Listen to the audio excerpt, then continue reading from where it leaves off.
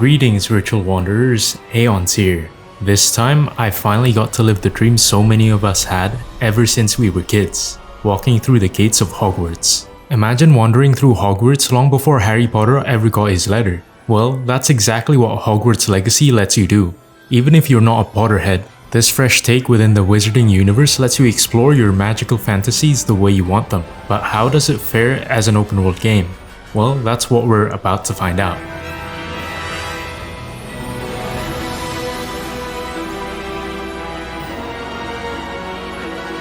What impressed me most was how Hogwarts Legacy manages to make the world feel unique right from the start.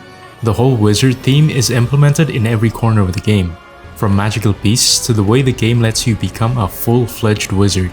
Exploring the castle feels magical. The moving staircases, talking portraits, and living armor that kicks its own kind all give the environment personality.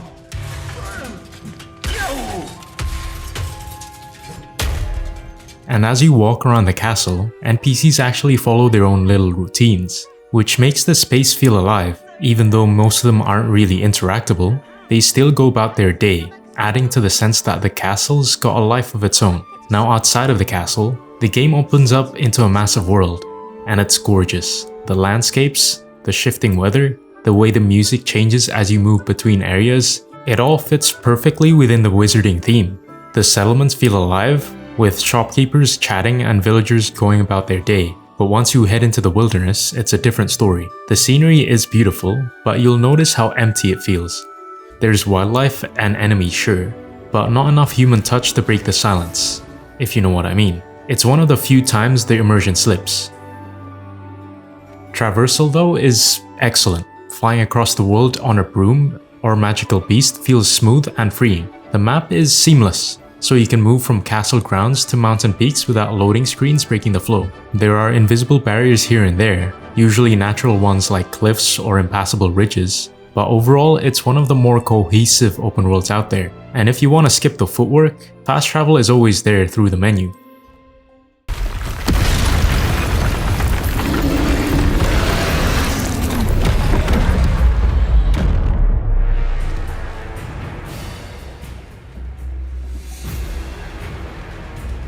Now as I explored, I realized this isn't just a game about casting spells, it's a game about exploring magic itself. The world constantly tempts you off the beaten path. You'll be heading to a quest marker, spot something shiny in the distance, and the next thing you know, you're solving a door puzzle to complete all the exploration challenges. Speaking of challenges, you realize that some of them are tied to side quests, like the puzzly Merlin trial. But some of the side quests are fun and reward you with new spells you can try out on some poor souls.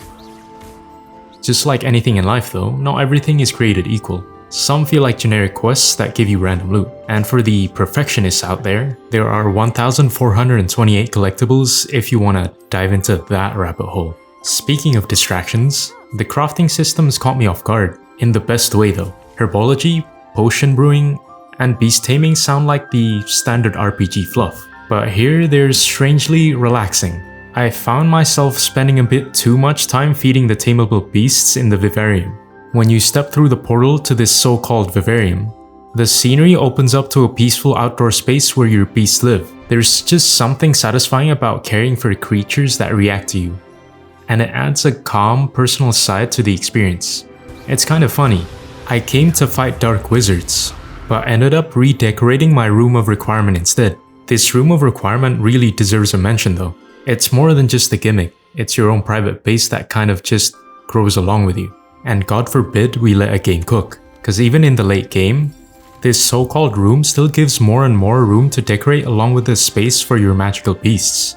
You can customize almost everything: plants, furniture, workbenches, and even the wall designs. Customization in general is a strong point here.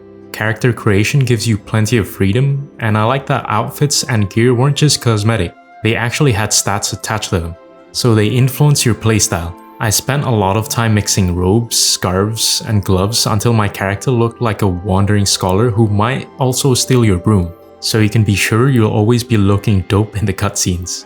Up. The cosmetic-only wand and broom customization are nice touches too, though the real depth comes from the spell and talent system. You can't unlock everything, even after finishing the main quest, so your build ends up feeling personal. At the end of the day, you choose what kind of wizard you want to be. We'll actually be able to turn invisible. Something like that. It's not as foolproof as a cloak, but those are expensive. And spells are free. Give it a try. One thing I really appreciated is how the game treats magic as both a system and a story. You'll learn a lot of new spells as you play the main quests, side quests, or by buying more scrolls from the shops and the occasional wandering merchant. There are also some spells that you might miss depending on how you approach the story, like the famous Avada Kedavra, which lets you kill living beings in one flick of a wand. But sadly, this spell doesn't work on bosses. What you can do though is make this forbidden spell more fatal through the talents you can unlock as you level up. And the best thing is, you can reset the talents anytime with gold. And of course, Hogwarts itself remains the heart of everything. The school is where the game feels most alive. Ghosts wander, students gossip, and every corner hides something, a secret door, or a clever environmental puzzle. It's easy to lose track of time just exploring the castle, or simply just trying to make friends. I mean, there's no friendship meter, but trust me, the NPCs you interact with through quests do take a liking to you, at least if you're helping them out. So yeah, that's when it clicked for me. Thank you, Ominous. Very nice to meet you. Pleasure was all mine. Don't be a stranger. I'm afraid I must take this to the headmaster. But That being said, Peeves informs me that you didn't come alone tonight. If someone has coerced you, I would have you tell me. Hogwarts Legacy isn't just about being a wizard, it's about becoming one, through a mix of discovery and wonder. This game isn't just for Potterheads either, because it's definitely one of the better open worlds out there.